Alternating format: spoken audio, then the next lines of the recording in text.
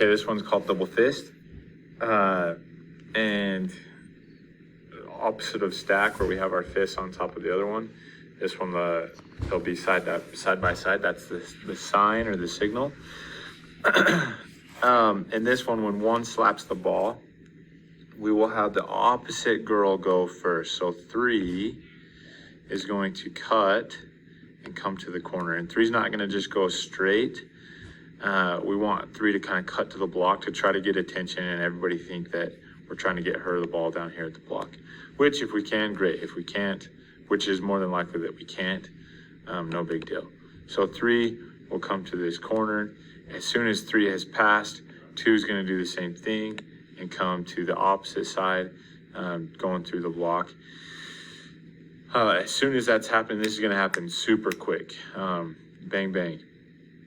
5 is going to curl around. Well, 4 is gonna kind of set this screen. It'll probably be right here.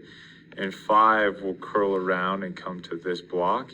And 4, as soon as they've set that screen and 5's come around, 4 is gonna come to this block. Again, the hope is, well, not again, but the hope is that if they're in a 2-3 zone, which we'll run this play more in a 2-3 zone, but we could run it in man. But in a 2-3 zone, the girls that initially go out to the corners are gonna take these girls with them.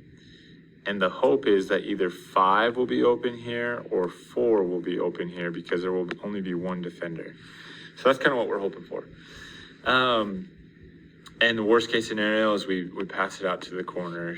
And this girl, if she's not open right here, she can come out and 1 can throw it over the top.